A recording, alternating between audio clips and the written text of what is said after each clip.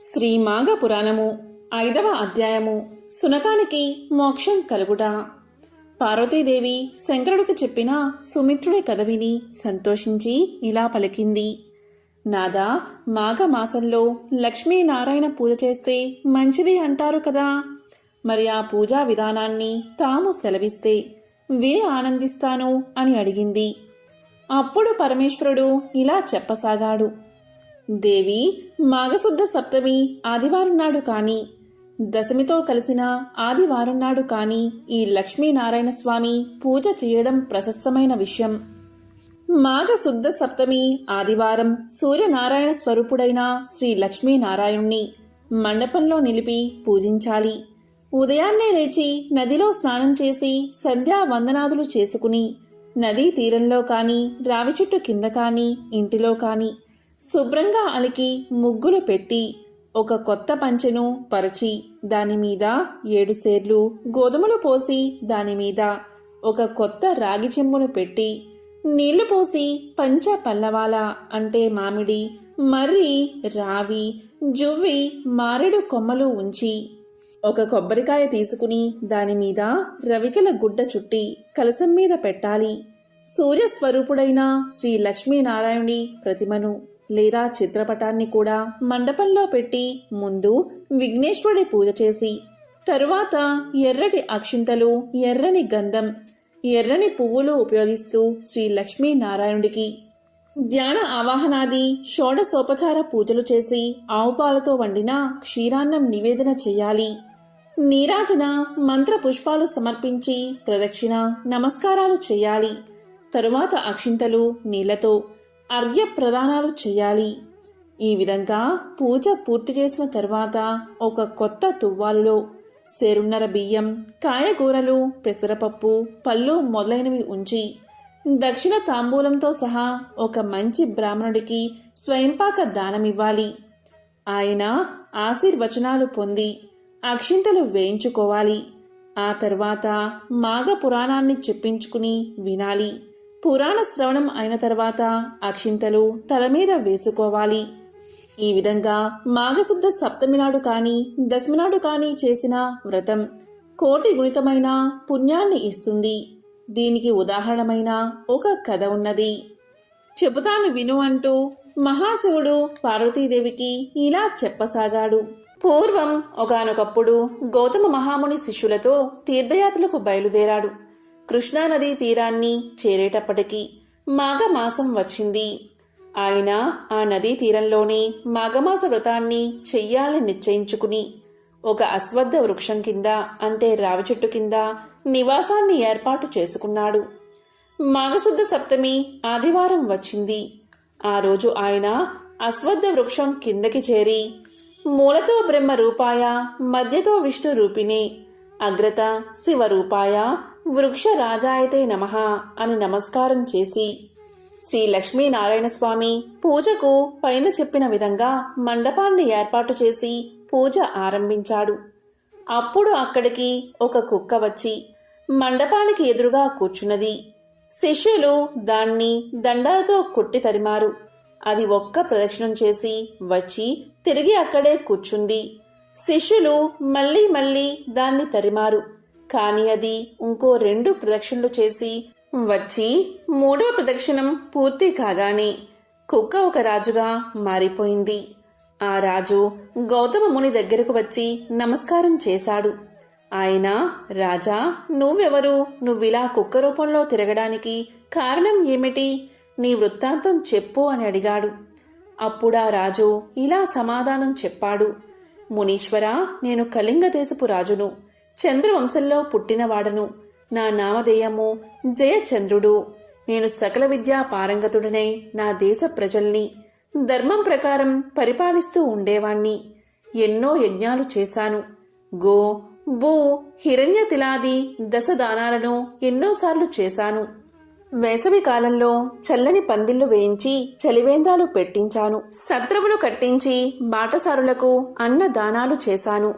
చెరువులు తవ్వించి వ్యవసాయానికి, స్నానపానాలకు నీటి కొరత లేకుండా చేశాను. అతిథులను, అభ్యాగతులను ఆదరించాను. అయినా నేను అహంకారంతో ఒక అపచారం చేశాను. దానివల్లే నాకీ సునక జన్మ వచ్చింది. ఆ విషయం చెబుతాను వినండి. ఒకనాడు ఒక మునీంద్రుడు నా దగ్గరకు వచ్చి ఇలా అన్నాడు. నేనొక యజ్ఞం తలపెట్టాను.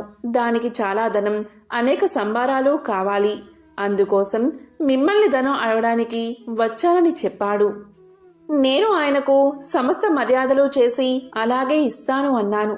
ఆయన సంతోషించి ఇలా పలికాడు.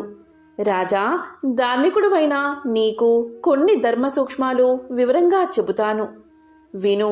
ప్రతి సంవత్సరం మాఘమాసంలో అంటే సూర్యుడు మకర రాశిలో ఉన్నప్పుడు ఉదయం స్నానం, దేవతారాధన, దాన ధర్మాలు, మాఘపురాణ శ్రవణం చేసిన వారికి 1000 అశ్వమేధ యాగాలు చేసిన ఫలితం వస్తుంది. అందులోనూ మాఘశుద్ధ సప్తమి, దశమి, ఏకాదశి, పూర్ణిమ, బహుళ ఏకాదశి, కృష్ణ చతుర్దశి అంటే మహాశివరాత్రి, అమావాస్య, ఈ మాసంలో వచ్చే ప్రతి ఆదివారము కూడా పరమ పవిత్రమైనది. ఈ తిథుల్లో శ్రీ లక్ష్మీనారాయణ్ణి, పార్వతీ పరమేశ్వరులను యథాశక్తిగా పూజించిన వారికి కలిగే పుణ్యం ఇంత అని చెప్పడానికి సాధ్యం కాదు.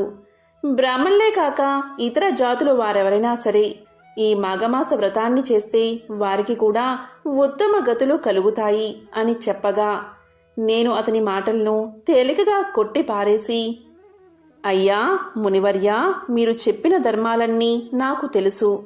నేను చేసిన యజ్ఞ యాగాది పుణ్య కార్యాల ముందు ఈ మాఘమాస వ్రతమెంత? మీరు చెప్పిన విషయంలో యథార్థం ఉందన్న సంగతి నాకు తెలుసు. కానీ అవి సామాన్యులైన వారికి కానీ నా వంటి ధర్మకార్యాలు చేసేవాడికి కాదు. దయచేసి ఇటువంటి ప్రస్తావన ఇంకా చాలించి నేను ఇచ్చే ధనం తీసుకువెళ్ళి యజ్ఞం పూర్తి చేసుకోండి అని గర్వంగా మాట్లాడాను. ఆయనకు కోపం వచ్చి నేనిచ్చిన ధనాన్ని తృణప్రాయంగా విడిచిపెట్టి వెళ్ళిపోయాడు. అలా వెళ్ళిపోతూ ఉంటే ఆయన్ని ఆపి బతిమాలి ధనాన్ని ఇచ్చి పంపించాను. కాలక్రమేణా నేను మరణించాను. కానీ ఈ మాఘమాస వ్రతాన్ని బ్రాహ్మణుణ్ణి అవమానపరిచినందుకు నాకు తరువాత 7 సార్లు కుక్క జన్మ ఎత్తవలసి వచ్చింది.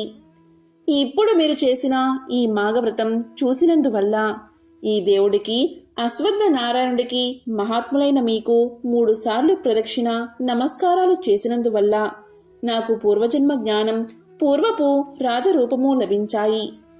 అయితే కుక్క జన్మలో ఉన్న నాకు పూర్వస్మృతి ఎలా కలిగిందో చాలా ఆశ్చర్యంగా ఉంది. దానికి కారణమేమిటో నాకు వివరించండి అని అడగ్గా గౌతమ ముని ఇలా చెప్పసాగాడు. రాజా, నన్ను గౌతముడు అంటారు. వీరంతా నా శిష్యులు. ఈమె నా ధర్మపత్ని అహల్య. నేను తీర్థయాత్రలు చేస్తూ మాఘమాసం వచ్చే నాటికి ఈ కృష్ణా తీరానికి చేరాను. ఇక్కడ మాఘమాస వ్రతం పూర్తి చేద్దామనుకున్నాను. ఈనాడు మాఘశుద్ధ సప్తమి ఆదివారంతో కలిసి వచ్చింది. మహాపర్వదినం. ఈ రోజున మండపంలో సూర్యనారాయణ స్వరూపుడైన శ్రీ లక్ష్మీనారాయణ స్వామిని అర్చిస్తున్నాము. ఈ సమయంలో ఇక్కడికి కుక్కలు, గెద్దెలు, కాకులు మొదలైన అవాంఛనీయమైన జీవులు రాకూడదు కదా. అందుకే ఒంటి నిండా దుమ్ము, బురద అంటుకున్న నువ్వు ఈ నైవేద్య పదార్థాలు తినడానికి వస్తే మా శిష్యులు నిన్ను వారి తపోదండాలతో బెదిరించారు.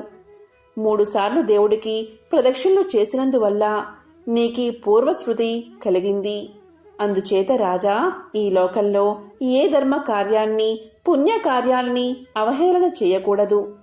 3 సార్లు ప్రదక్షిణం చేసినంత మాత్రం చేతనే పూర్వజ్ఞానం కలిగిందంటే ఇక మాఘమాస వ్రతం చేస్తే కలిగే పుణ్యం ఎంతటిదో ఊహించుకో అని చెబుతూ ఉండగా ఆ రావి చెట్టు తొర్రల నుంచి ఒక పెద్ద కప్ప కిందకి దూకుతూ ఆ చెట్టుకి, మండపానికి ఒక ప్రదక్షిణం చేసి వచ్చింది.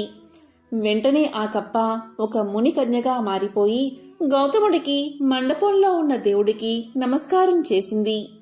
అప్పుడు గౌతముడు ఇలా పలికాడు. అమ్మాయి, నీవెవరు? నీ పేరేమిటి? నువ్వు ఇలా కప్ప రూపంలో ఎందుకున్నావు? కారణం చెప్పు అన్నాడు. అప్పుడు ఆమె గౌతమ మునీంద్రుని మండపంలో ఉన్న దేవుణ్ణి చూడగాని పూర్వస్మృతి కలిగిన ఆ మునికాంత తన వృత్తాంతాన్ని ఇలా చెప్పసాగింది. శ్రీ మాఘ పురాణము 5వ అధ్యాయము సంపూర్ణం.